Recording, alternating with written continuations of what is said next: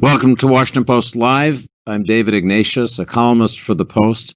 This morning, we're joined by Alexander Karp, the chief executive of Palantir Technologies, a leading data analytics company in Silicon Valley. We're going to be talking about Palantir's role in trying to work with the terrible problem of COVID-19 and other issues involving data analytics. But Alex, first I want to ask you to begin by talking about the news that's on every viewer's mind, and that's the storming of the U.S. Capitol building yesterday. What are your own thoughts? Well, we began to build Palantir almost 17 years ago with a focus on strengthening U.S. and Western institutions to support democracy and make all of our lives better. So by reducing terrorism and increasing civil liberties. And when I see what happened yesterday, and honestly, when I watched the inflammatory tone of some of our elected leaders that led to this, it's quite concerning, and I would say also depressing. As a citizen of the U.S., but also as someone who's been pretty actively involved in national security and some of the more important parts of protecting democracy, it severely corrodes trust in the government. It damages the view that our allies and very competent non-allies have of the promise of American democracy. And I really hope that all leaders of all parties get their act together. And there's a disobedience. A disagreement is crucial to democracy. It's what makes living in a democracy so special. But there's a line where we begin portrayals that corrode the very institutions that preserve this discourse, and that line was crossed. And those of us who've played a crucial role in the enforcement of law, especially, need to speak up. And it's also something, by the way, if there's a lot that America has to do to bolster its defenses, but if we're going to have these kind of events, it's very hard to have strong national security because the internal structures are just won't support it, and the charisma of the American project will be tarnished, and was tarnished by these events. That's a good description of the national security cost that we paid for what happened yesterday. Alex, you've been a critic in many instances of Silicon Valley. It was interesting that the big social media companies yesterday, Twitter and Facebook, essentially withdrew their platforms from Donald Trump, at least temporarily, thinking that it just wasn't appropriate to make them available. What's your own thought about that? Should social media companies be allowing the dissemination of what the courts have found or is false information by the president, or should we say that's enough, no more? Well, in general, first of all, the Silicon Valley is in a difficult position because there's really been two phases of Silicon Valley. The first phase, which helped us win World War II, that led to our increased freedom and liberty technology, dual-purpose technologies primarily built for the military, repurposed for commercial utilization, and that Silicon Valley bolstered our nation. I happen to believe the president crossed a really important line in this case, and that we all have to do what we need to do, and we at Palantir certainly would not support any actions of this kind. The problem is Silicon Valley has become so divisive. I worry that any action that they take might actually end up bolstering this kind of transgressionary behavior. However, what we saw yesterday, it's a breaking point. And for once, I've been very critical of Silicon Valley. As you know, we moved our office to Denver. I would say for once, I'm largely in support of Silicon Valley's actions. That's fascinating, given the history, and we'll get into it, of your recent criticism of Silicon Valley. I want to ask you just one more thing, Alex, before we turn to Palantir and the specifics of what it does. In the aftermath of the storming and seizure for a time of the Capitol, the Business Roundtable, very distinguished group of big American companies, some of the top CEOs, Brad Smith of Microsoft, others have issued very strong statements. The Business Roundtable essentially condemned what it called unlawful actions to challenge our political transition. Would you endorse those kinds of statements by the business leadership and join in a general business insistence that we now proceed with an orderly transition of power? Absolutely, and I think, I mean, look, there's the business leaders as important parts of our society. They're political leaders, which as important parts of our society. They're spiritual leaders as important parts of our society. They're academic leaders as important parts of our society. And they're national security experts and former heads of services. And I think we're at a point with what happened where really everyone involved in a leadership position needs to articulate what their position is. I believe that, that we as business leaders, but also more importantly, just as people that may have influence because of accomplishments or who we know, take a really direct, open, and firm stand. And I'm hopeful that if we're unified, that will have a pretty significant impact on political leaders. I think just as a larger issue, and it's probably outside the bounds of what I should say, but this is like, there's a certain modicum of adult leadership necessary to run a significant organization of any kind, whether it's a university, a newspaper, a church, a synagogue, a mosque. This is below that line, and we shouldn't tolerate it. That is a strong statement, and in my view, not at all outside the line. Thank you for sharing it. Let's talk a little bit about Palantir and what it does. You often like to stress what it doesn't do. It doesn't own data. It's not in the business of sharing data, but it is in the business of analyzing big data. And maybe you could just explain to us what this technology that Palantir applies to data is all about. When somebody retains Palantir, becomes one of your customers, what are they buying from Palantir? Well, they're what they're buying, and there's what they're buying and what they're getting. What they're in the end buying is a result based on their data, so that they can make a decision, not that we can make a decision. And how they make the decision comes down to their level of technical acuity. Some people use ML at the final mile. Some people use data analytics. But what they're actually buying is a platform built years before it was needed that would allow you to replace, or in some cases replace parts of your platform that you would need to answer seemingly simple questions. So as an example, if you have hundreds and hundreds of data sets and you have to ask a simple question of how many people can fit into this hospital in this neighborhood, you've got to integrate all those data sets before you can ask and answer that question. And then you have to have a series of software products. And you may have 3 of the software products, but you don't have 14 of them. And so what Palantir does is we essentially collapse the time needed from the time you realize that your infrastructure is not working to the time you can ask and answer the question. And we did that by essentially predicting that times before 5 or 6 years out before we built the product would be very different than when we built the product. And so our product is used to maintain airplanes, to help people drill for oil and gas in the national security context.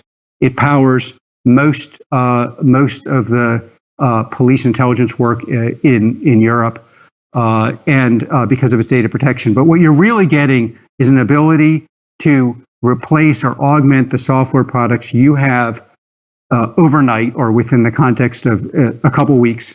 So that you can ask and answer context and questions in a critical context, either in the commercial or the government context.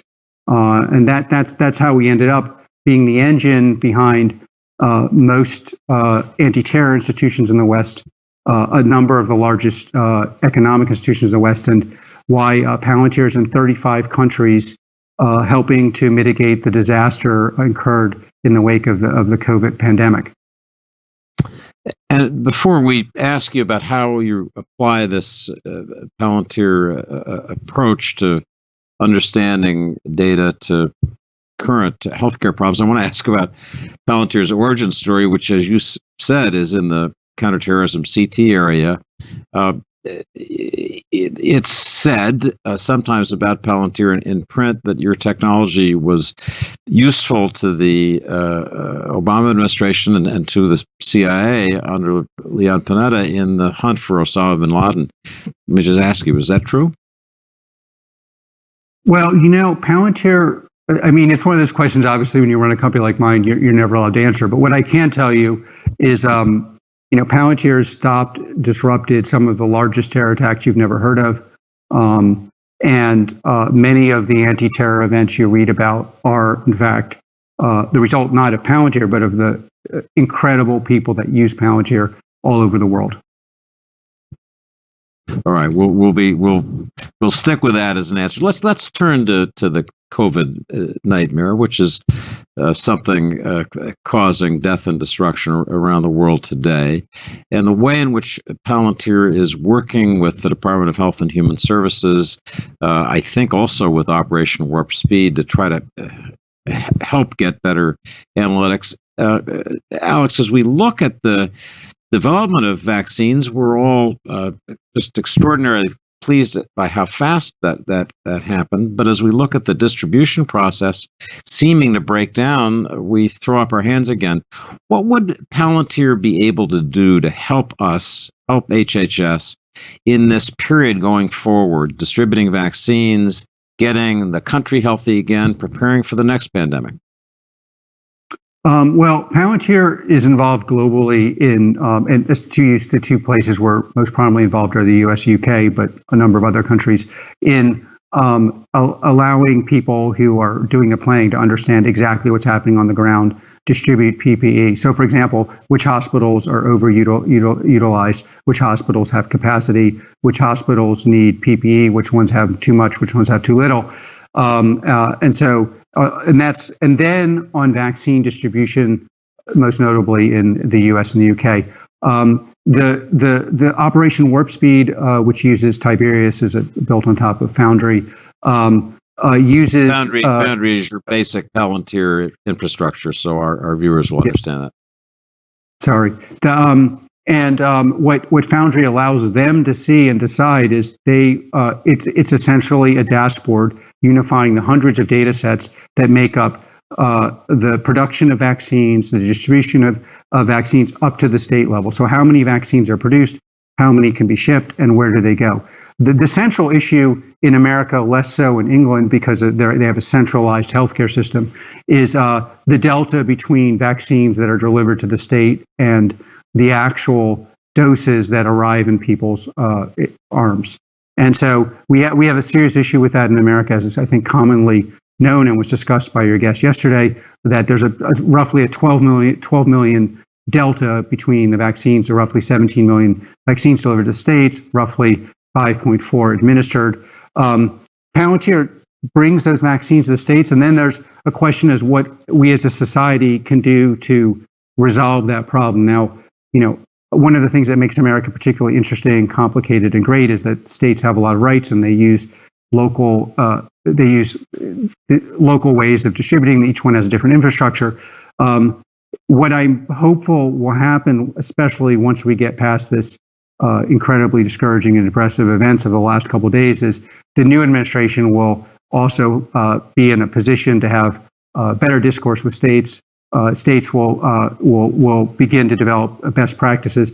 That's what software could do, and what we obviously be willing to do is to help them administer the policies they develop more accurately, quicker. One of the things that's super interesting about software is it allows you to compress time. So, what should not be possible distributing, we need to get roughly 300 million vaccines to America to hit herd immunity. is something that will only happen if we unify as a country and we use the best technology, especially software available, because the amount of vaccine per day is just surpasses what we would normally be doing as a country. The British distribution has certain attributes we don't have because they're just more centralized. And so but in any case, what we're doing is providing a dashboard so that every single person involved in Operation Warp Speed can actually track distribution, how much is being produced, where is it going, and if there's any disruptions between manufacturing and final handoff to the state. So let me ask you a question that goes to the heart of what we're talking about here with vaccines. Ask it to you as a data analyst, not in a political sense.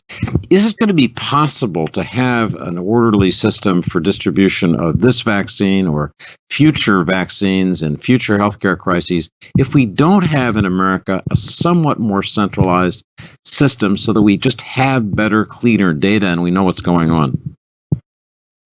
Well, another way of answering your question is to posit, which I think is unfortunately obvious, this will not be the last pandemic. And so, one of the things that's made American software companies dominant in the world is that we look at the mistakes that we've made, that we're making. We try to figure out what they were. We're fairly non-judgmental about them, and we iterate so that the next time around we're dramatically more effective. Assuming that this will happen again, there's a whole series of things we need to put in place. I mean, just banalities we all know, but they're so large we forget. There's this right now, 361 some Americans have died. That number within the next couple of weeks is going to surpass the number of people that died in World War II. This already 100 times larger in terms of human life than what was inflicted upon us in 9/11. This is something that we in the West cannot afford to address in a way that's better than this time. And so what would need to happen? Now, there are lessons both in building software companies and doing cybersecurity that are quite helpful. First of all, you need an unbroken chain between attribution. Where did the pandemic begin? How did it begin? Under what conditions did it begin?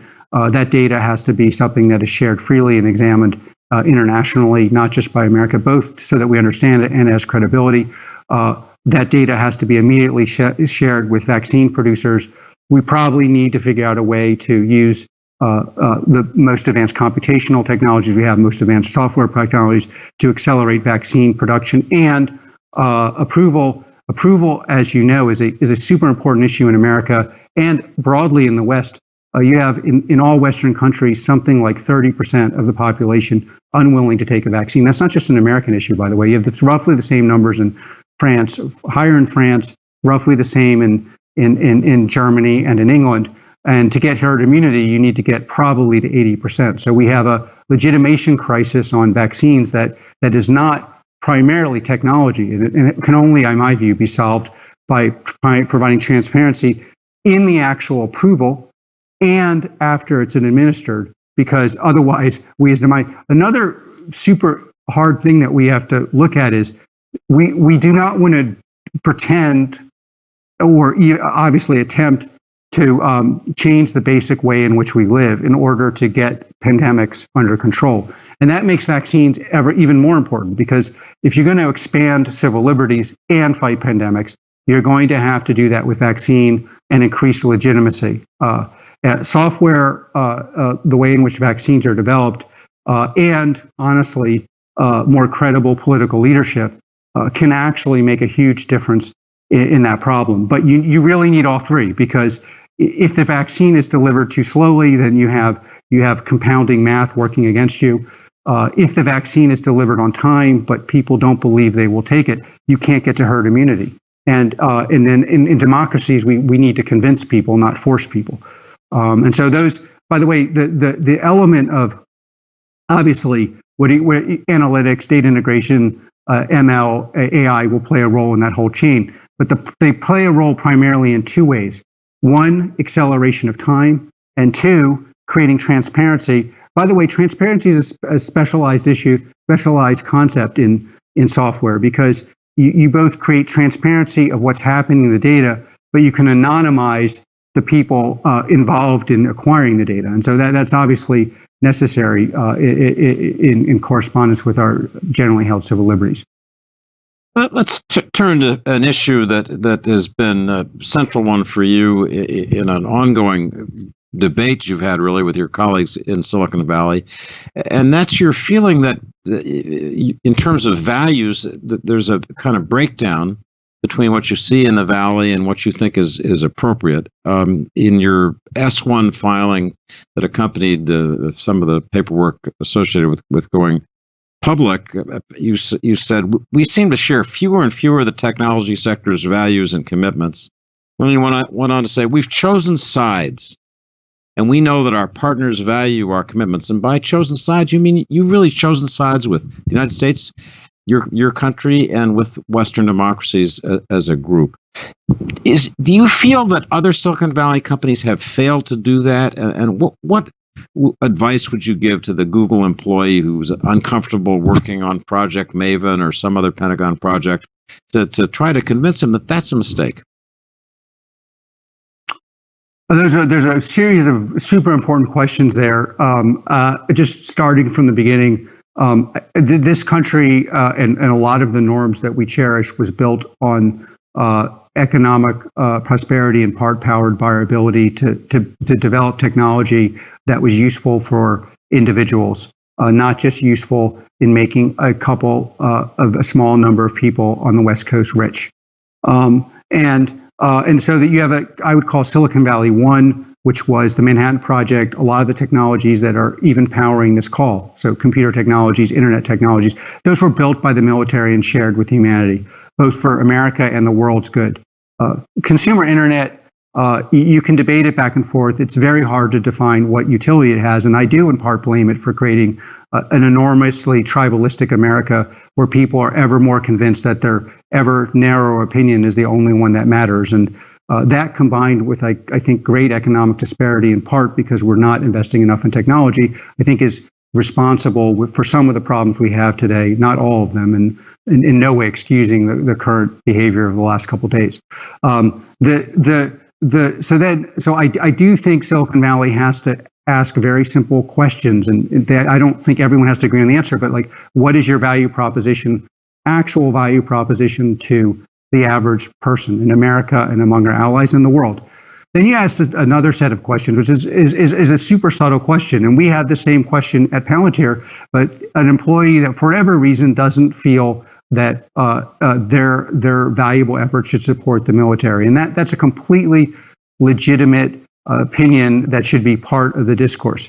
I would only say to that employee, but as importantly to the leaders of these companies, your company is worth hundreds of billions of dollars in part because the U.S. government and the West protect your right to engage in international economic behavior. You live in a system, you drive on our streets, and we are prospering disproportionately. And there's you can't live in a country and not support it. Last not least, I would point out to that employee that, and again, without being, you can't force someone to work against their conscience, but you can remind them, America has very serious, very, very competent adversaries that have a very different view of how the world should work and very different views of human rights and economic justice than most people in America. And we are living in a world of complexity where we may need to defend ourselves. Last not least, I would try to engage in a discourse around, what do you think the consequences are going to be? Technologists realize that technology is nonlinear, so that it's much more, AI is much more like which Project Maven is working on, is much more like a nuclear bomb than a machine gun. And if one side has a gun and the other side has a nuclear bomb, the side that has a bomb will often decide that their way of seeing the world is the way of seeing the world. And I don't believe America is perfect. I've written a lot of critical things about the West and America in my former years as an academic, and I still believe some of those critical things. But I believe that a world order that is defined by, broadly speaking, Western democratic norms, the rule of law, fairness, separation of church and state, a general concept that things will be adjudicated in the court that will be followed, is a better system than a system that doesn't have those things. And a country which does not have the equivalent of software nuclear warfare because its best people won't work on it is a country that will not be able to engage in dialogue of equals on these very important issues. Last not least, what I would say to the head of Google or whomever I was talking to is, you know that America has the best software production in the world. You also know that if we do not work on it, the people who are the very best, that countries that are not as good at this will win. We have the best people and the best companies. It does not mean we will have the best military technology if none of us work on it. And by the way, it's worthy of remembering this is not even an option in any other country, and not just in America. No French company can opt not to work with the French government. It's not, and there are reasons for this. And I think one of the things, and as some of your viewers know, I gave to Biden, and one of the things I'm hopeful about is that there'll be a less politicized environment. And a lot of these problems are actually only solved where a wider swath of people are willing to actually say, we don't agree on some issues, but we do agree on these issues. And we're actually going to put our technology, our spirit, our efforts together and actually do something that can work. And in the national security context, especially technologists who know this is this is a non-linear situation, need to be involved because they understand this is the whole reason their companies are dominant, because you can't compete with a world-class software company if you're not world-class. So, Alex Karp, I want to thank you for the broadest ranging conversation on subjects that really matter. A lot of what we were just talking about now goes to the question of the United States and China. We'll ask you to come back, I hope, before long and talk about how the Biden administration is doing with some of these technology issues. But thank you for joining us today on Washington Post Live. So thank you for taking this afternoon at 3 o'clock, my colleague Jonathan Capehart will discuss the storming of the Capitol the day ago. His guests include Congressman Ro Khanna and former Senator Jeff Flake. So thanks to everybody for joining us, and we'll see you later today on Washington Post Live.